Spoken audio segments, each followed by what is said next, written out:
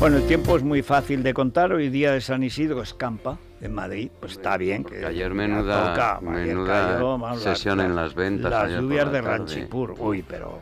Aguantaron como fieras, además la gente. Al sexto toro, hasta el rabo todo es toro.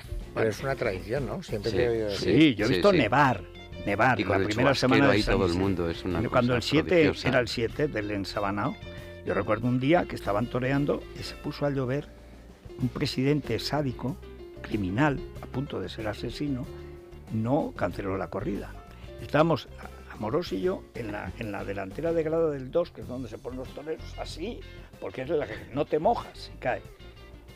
Sin zapatillas, chapoteaba en el fango el torero. Los 3 toros hizo pasar a los 3 matadores y estaban en el 7 con unos, se habían comprado unos, como los impermeables de la Guardia Civil, verde Guardia Civil.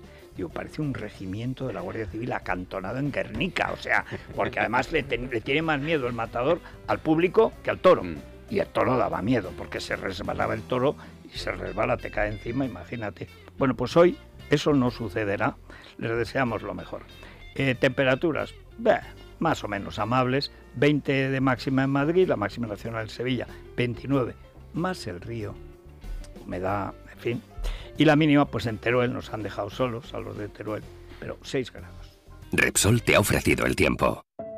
Crear un combustible que aproveche al máximo las prestaciones del motor y que a la vez sea de origen 100% renovable parecía una idea imposible. El problema es que no hay nada que nos guste más que hacer posible lo imposible. Repsol Diesel Nexa, alta calidad y origen renovable en perfecto equilibrio. Ya disponible en más de 1000 estaciones de servicio Repsol. Más info en repsol.es/combustibles renovables.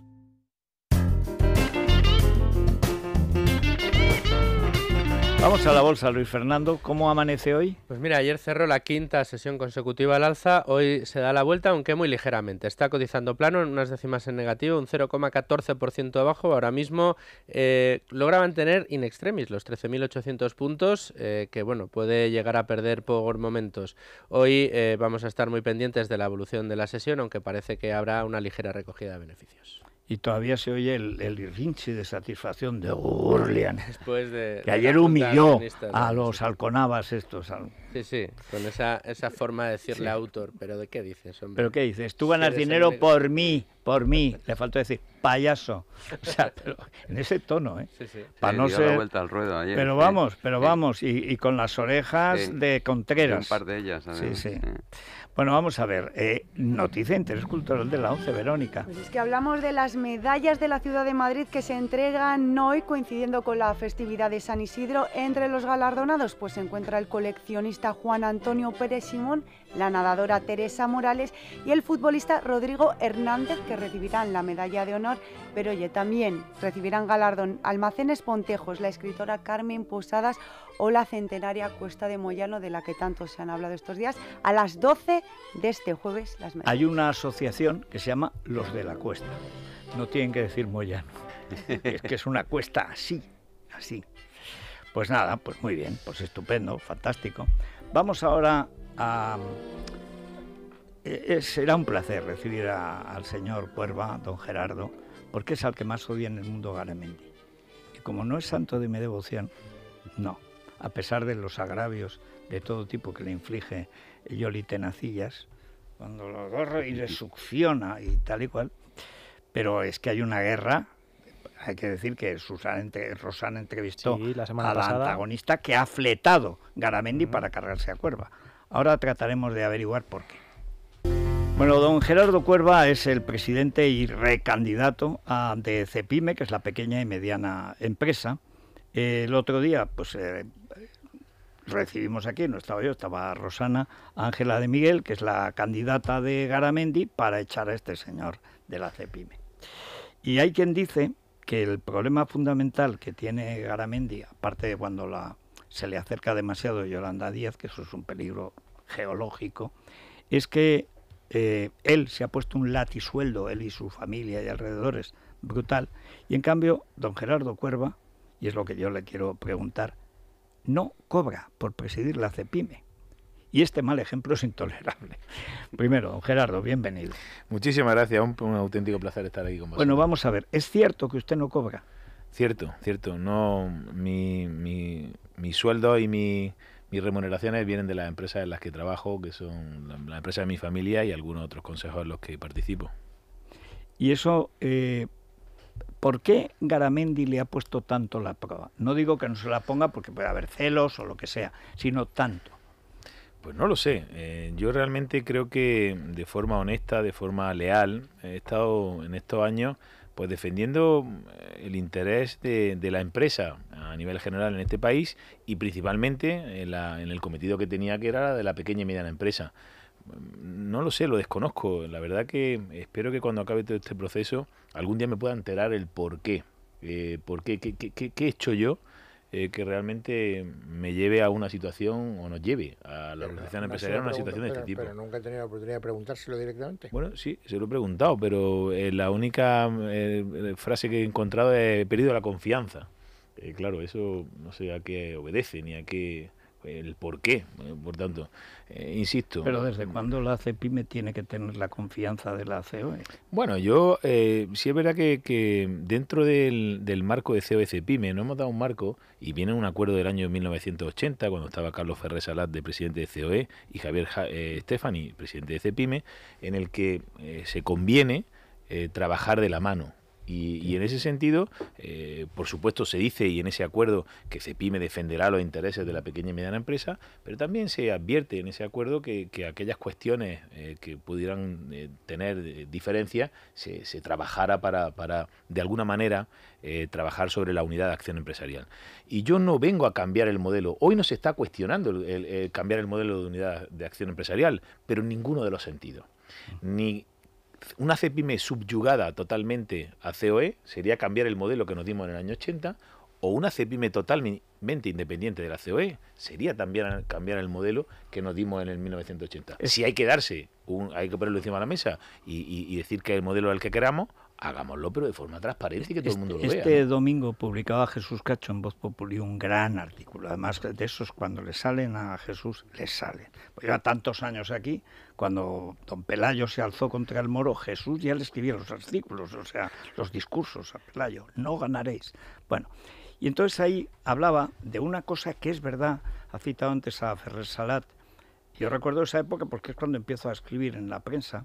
Luego muere súbitamente, aunque creo que feliz, Ferrer Salat, pero él tenía la idea de un empresariado civil, porque estaba al margen de la derecha, aunque luego buscaban dinero para pagar a UCD o a tal y cual, siempre solo a la derecha, y eso ha cambiado tan radicalmente que ahora las grandes empresas, empezando por el IBEX, están en manos del gobierno. Y da la impresión de que COE, con esas grandes empresas, se ha convertido en un apéndice del gobierno, como los sindicatos, que son apéndices muy bien pagados del gobierno. Ese es el problema de fondo, que las grandes empresas, en lugar de estar con la pequeña, están con el poder político. Bueno, yo a mí no me gusta, me acuerdo en la época de Pablo Iglesias, de vicepresidente del Gobierno de España, que muchas de las conversaciones que tenía, de alguna manera intentaba convencerme en el que la empresa grande es mala, es la mala, y que los pequeños, bueno, al fin y al cabo los pequeñitos soy. Y yo le decía, en este caso al vicepresidente del Gobierno de España, le decía: esto no es cuestión de grande o pequeño, esto es cuestión de creer o no creer en la empresa. Y yo creo que en ese sentido, poner encima de la mesa posibles disputas entre grandes y pequeños, yo creo que no es la cuestión. Yo creo en la empresa, creo en la actividad privada, creo en la libertad de empresa, creo en el liberalismo como un vehículo en el que el progreso es posible dentro del marco de esa actividad empresarial. Y en eso es lo que estoy trabajando y llevo trabajando estos 4 últimos años. Probablemente habrá empresas incluso que no estén de acuerdo con esto, o dirigentes empresariales que no estén de acuerdo con esto, y gobiernos, por supuesto, lo estamos viendo, ¿no?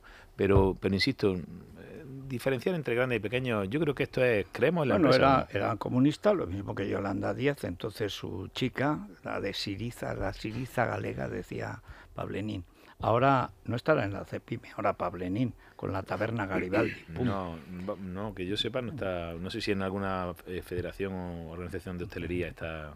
Sí. Se ha venido, no lo sé. Sí. No sé. La última cuestión, y os cedo la sucesora de Pablo Iglesias como vicepresidenta, comunista del gobierno, Yolanda Díaz, ha urdido esto de rebajar las horas cuando España tiene un problema de productividad tremendo, también de capacitación, cuando hay muchísimos sitios donde no se cubren las necesidades laborales, no solo de grandes empresas, no, de pequeñas, medianas, hostelería, el turismo, etcétera. ¿Qué va a pasar con ese empeño que para los costes de la pequeña empresa puede ser de cerrar? Eso, entre el 8, el 7, el 10% más o menos, supone un incremento automático, más toda la picaresca que está ahora en el absentismo laboral, que ya es de 1 millón diario, 1 millón de gente que no trabaja ese día, se dice pronto. Es tan delicada la situación, y ¿cómo cree que esto va a cursar? Bueno, yo creo que él, no sé, puede ser el exponente del populismo. Realmente eso de trabajar menos, cobrar más, vivir mejor, creo que está cercano a soez. Yo creo que llega a ser muy vulgar. Fijaros que se ha creado una demanda que no era una demanda social, no era una demanda dentro de la negociación colectiva. En las más de 4.500 mesas de negociación colectiva, los trabajadores en este país no pedían todo el mundo una reducción de la jornada. Y os doy 2 datos. En la negociación colectiva, la jornada media negociada es de 38,2 horas. Y en los convenios de empresa, que posiblemente puede ser en ese segmento de empresas un poquito más grande, es 37,3. Es decir, que la propia negociación colectiva iba transitando hacia la reducción de la jornada.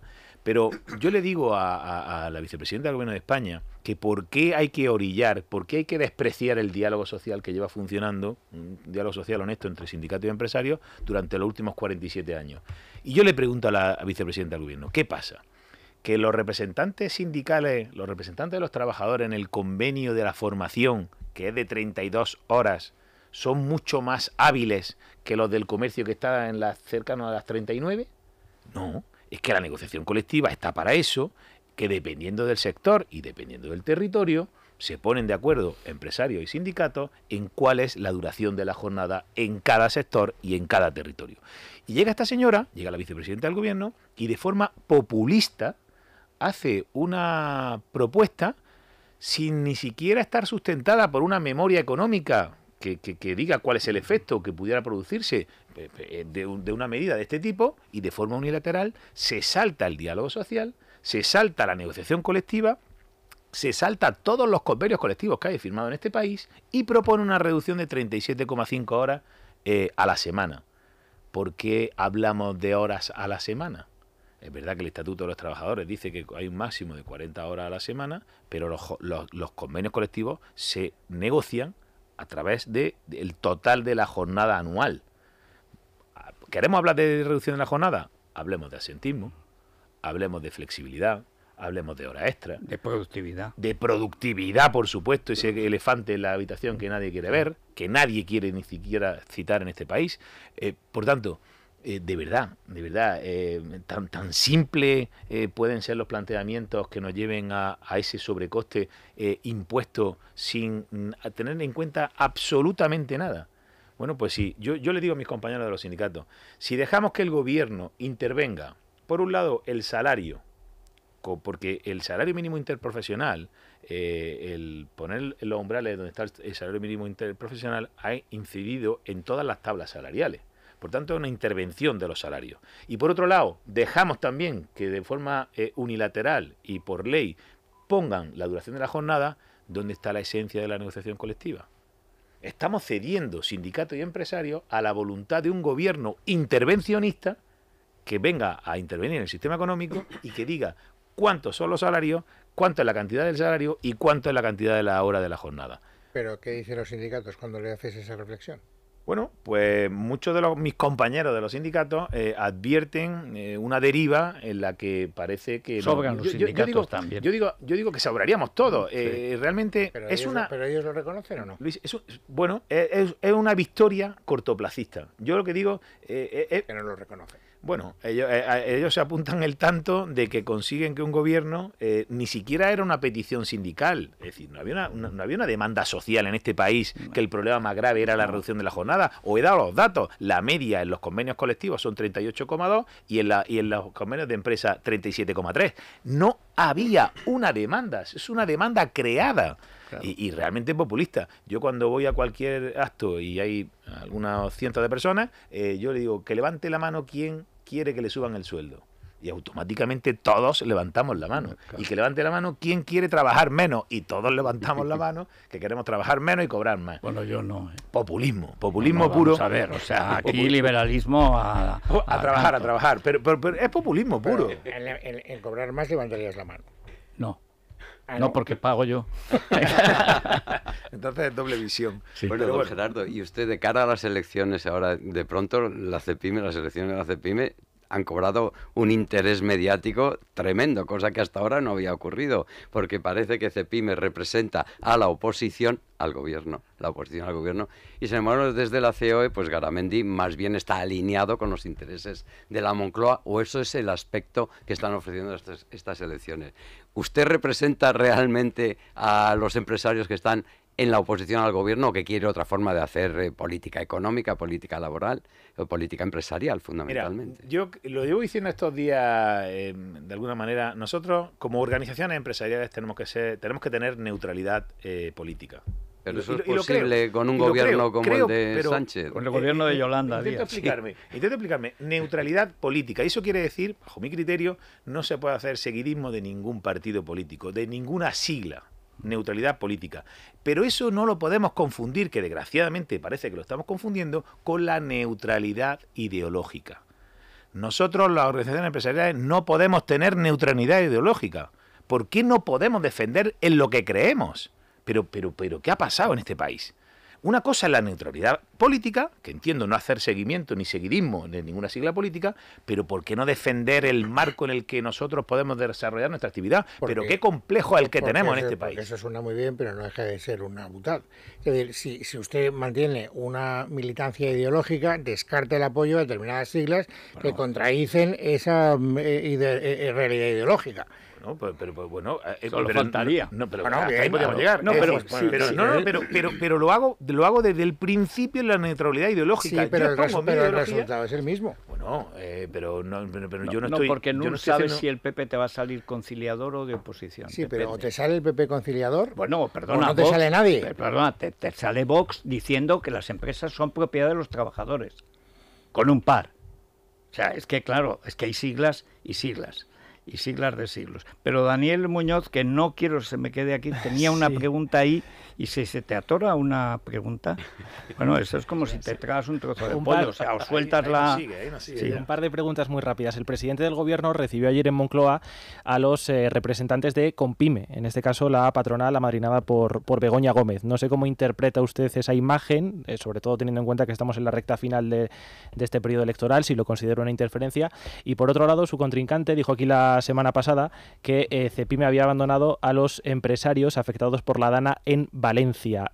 Si usted no lo considera así, me gustaría que lo rebatiera con argumentos y sobre todo que hiciera una breve descripción de cómo está el tejido productivo empresarial en Valencia y las necesidades que tiene a raíz de lo ocurrido con la riada. Bueno, yo el tema de Compime, yo creo que realmente y lo he aprendido en mi propia vida, ¿no? En mi propia familia, cuando tú no ocupas un espacio, viene alguien y lo ocupa. Yo creo que en este sentido el CEO de CEPIME, entiendo que CEPIME es la representante y la que ha de defender en el territorio nacional, en el conjunto del territorio nacional, a la pequeña y mediana empresa, y por tanto, si nosotros damos signos de debilidad, si nosotros damos signos de división, cosa que detesto, realmente estamos haciendo. Hay gente en COE empeñada en hacer bandos en el seno de la organización empresarial en España, y yo digo que hoy más que nunca hay que estar unidos, porque tenemos el gobierno más hostil que hemos tenido en la democracia, el más contrario, el más intervencionista al mundo empresarial. Y creo que eso es sinónimo de tener que tener la máxima unidad. Pero hay gente que se empeña en hacer bandos. Yo creo que es una equivocación abrir en canal hoy a la organización empresarial en España, me parece un gravísimo error. Valencia. Y el tema de Valencia, estamos en la política del tuit. Es que decía Unai Sordo, eso lo decía Unai Sordo un día, es que estamos... pero habla, el sordo habla. Sí, de vez en cuando... La primera vez, porque Fulares no para, pero no... Pero fijaros que y lo digo por el corto plazo, la foto, ¿no? CEPIME, claro que ha estado desde el principio, y como no puede ser de otra manera. Hemos estado en reuniones de todo tipo con todas las instituciones, con todas las autoridades, y realmente nosotros tenemos un vicepresidente en CEPIME, que es Vicente Lafuente, que es de la zona cero, donde se produjeron los peores, quizás, dentro de la catástrofe, y nos hemos puesto siempre a disposición. Han marcado los pasos. Hemos estado en todas las reuniones, hemos estado en todas las... Y con nuestra propia vicepresidente encabezando este aspecto. Que yo personalmente he estado o no he estado. Yo cuando me han dicho que vaya he estado, y cuando no he dicho que... Ni tampoco he dicho yo personalmente qué es lo que he hecho. Nosotros, nuestras empresas se dedican al sector de la energía. Hemos mandado materiales, hemos mandado personal, hemos hecho convoy en Granada de todo tipo. Pero ¿esto qué es? Realmente, de verdad, en eso basamos. ¿Pero dónde estamos? ¿Qué mundo es el que estamos? Que voy y me hago una foto allí y entonces ya estoy colaborando.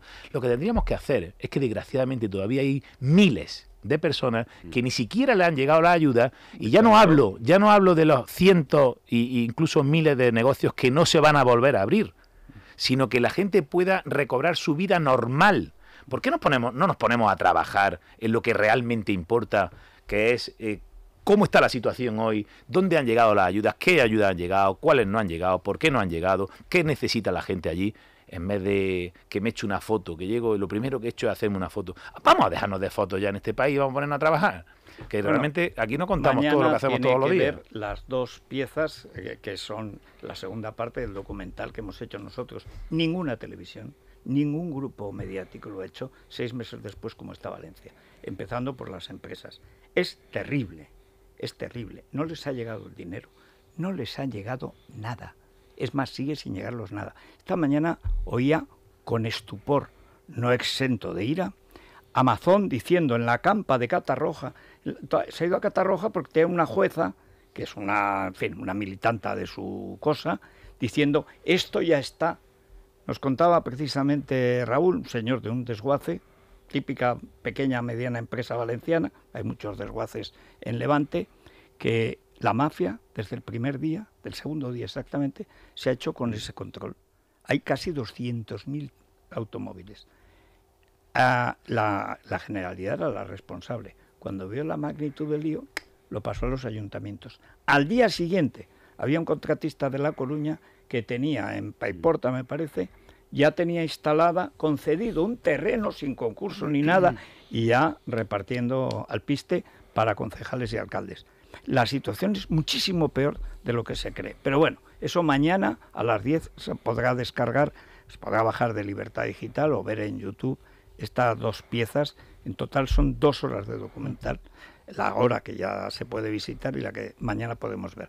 Pero ¿por dónde va la cosa hoy, Silvia? Pues hay bastantes empresarios, bastantes autónomos entre nuestros oyentes, señor Cuerva, pequeños negocios, y están preocupados por su futuro. También muy interesados por saber cuál es su relación con ciertas personas del gobierno. Despierta verdadera curiosidad. Si le parece, hacemos una pausa muy breve y a la vuelta descubrimos de quiénes hablamos. Es la mañana. Es radio. A ver, Silvia, nos has dejado, en fin, perplejos, en fin. Vamos a empezar primero con los mensajes de Instagram. Federico, se resumen en una pregunta, señor Cuerva. ¿Qué va a pasar con los pequeños empresarios y la reducción de la jornada laboral? Nos responde ahora si le parece, pero antes vamos a escuchar las preguntas, las dudas que nos han dejado en nuestro contestador. Y para empezar, nos vamos a situar en una fecha muy concreta, 28 de abril, lunes.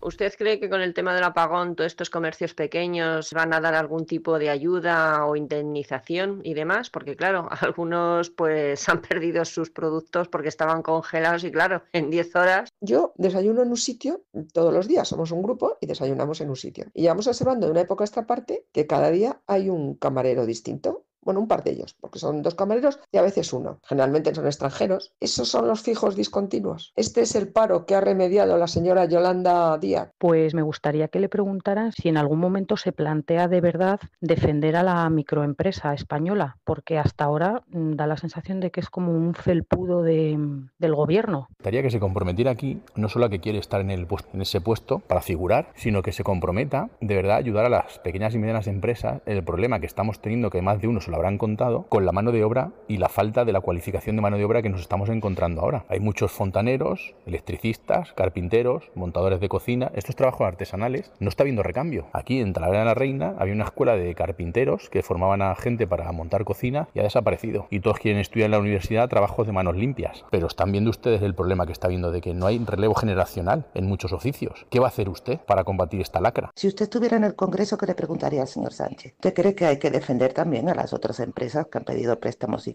que no le han dado nada? A muchas que se han arruinado. ¿Qué opinión tiene de la gestión de Yolanda Díaz? Yendo en contra de las pymes y de autónomos y de todo, nada más que haciéndole el caldo gordo al gobierno. Bueno, adelante. Son muchas. Con respecto a la reducción de la jornada, por supuesto que estamos trabajando en ello. Probablemente el segmento de la pequeña y mediana empresa, la micro, el autónomo, es la más afectada en una decisión unilateral que no tiene en cuenta absolutamente nada la negociación colectiva, el sector o el territorio en el que se encuentra esa empresa. Y estamos trabajando en eso y de forma beligerante incluso porque nos va la vida. Ese incremento salarial, otro incremento de costes sin tener en cuenta absolutamente nada los impuestos, más los impuestos asociados a ello y la posibilidad en cambios de procesos y de procedimientos que tengas en tu empresa. Hay muchas empresas, muchas pequeñas empresas, pequeñas industrias que tienen procesos establecidos por horas, que son necesarias un número de horas, que tocar la jornada horaria de esa manera, de forma unilateral, sin tener en cuenta, pues implica cambiar los procesos, o más mano de obra, o contratación, o qué le pasa, y en esto lo definen muy bien los autónomos, qué le pasa al pequeño autónomo, pues que tendrá que echar más horas él, porque no tiene capacidad para cubrir otro puesto más. Por tanto, creo que es una demagogia pura lo relacionado con la jornada, la reducción de la jornada. Y fijaros, yo lo veía hace unos cuantos lunes, desgraciadamente moría el Papa, ¿no? Y estaba anunciado que al martes siguiente iba esta medida al Consejo de Ministros. Y se quita del Consejo de Ministros. No tenemos noticias. Estaban rezando. No tenemos buena noticia. La quitamos del Consejo de Ministros. Sí. Bueno, pues la llevamos, dijeron, al siguiente martes, y aparece el cero, aparece el apagón, y tampoco va al Consejo de Ministros. Vamos a buscarle el espacio correspondiente para que tener el eco populista, como digo, de una medida de ese tipo. Insisto, creo que ahora mismo no hay mayoría en el Parlamento. Estamos trabajando con los distintos partidos políticos del arco parlamentario para que no se apruebe una medida de esta forma y seguiremos trabajando. Y yo insisto siempre, cuando se habla de jornada laboral, de la duración de la jornada laboral, ¿por qué no se habla de asentismo? ¿Por qué no se habla de productividad? ¿Por qué no se habla de los incrementos de costes que estamos teniendo en nuestras empresas? Por tanto, reducción de la jornada, si queréis podemos entrar muchísimo más, pero se puede decir mucho. Otra de las cuestiones que han establecido, el tema del apagón. El tema del apagón, pues estamos todos expectantes, ¿no? ¿Sabe usted que ayer estuvo a punto, mientras hablaba la ministra Ángel, de producirse otro apagón? Bueno, por lo mismo, indigestión de renovables. Ciertas inestabilidades que se están produciendo, oscilaciones en tensiones, en frecuencia, y no somos capaces de regularla. La tecnología que hay puesta no es capaz de absorber ese tipo de perturbaciones, pero no sabemos absolutamente nada. Nosotros hemos preguntado a la Comisión Nacional de Mercado y Competencias qué pasa con las posibles reclamaciones, y la Comisión nos ha dicho que todavía no se sabe el culpable y por tanto no se sabe qué podrá ser, ¿no? Y sí invito a todos a tener inventariado cuáles son sus problemas y cuáles son sus situaciones y ponerlo en conocimiento, en este caso de las compañías aseguradoras, etcétera. Otro problema que salía en las múltiples preguntas que venían de los oyentes, el tema de las vacantes.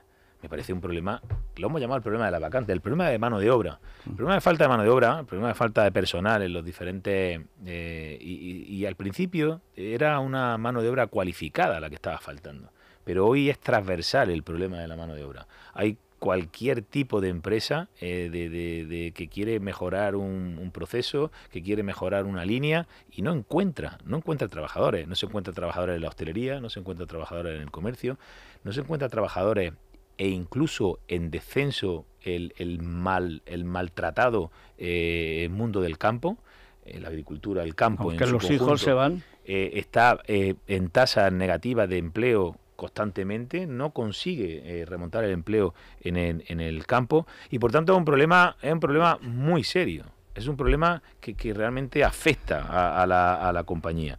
Por supuesto, más preguntas, la microempresa.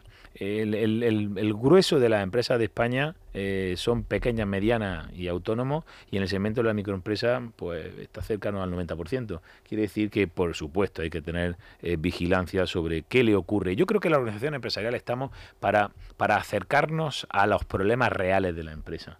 Realmente yo creo que en esta etapa que estamos viviendo ahora, quizá el mensaje sería: tendremos que hablar menos nosotros y escuchar más, estar más cerca de la empresa. Y por último, de Yolanda, no sé lo que me decían de la vicepresidenta. De todo, de Yolanda le decían de todo, pero ¿qué le parece? Bueno, y al margen de los fijos discontinuos, ¿qué opinión tiene usted? Bueno, los fijos discontinuos, fijaros, en los fijos discontinuos llevamos nosotros pidiendo al Gobierno de España que nos den los datos de los discontinuos, los que están en discontinuo de esos fijos.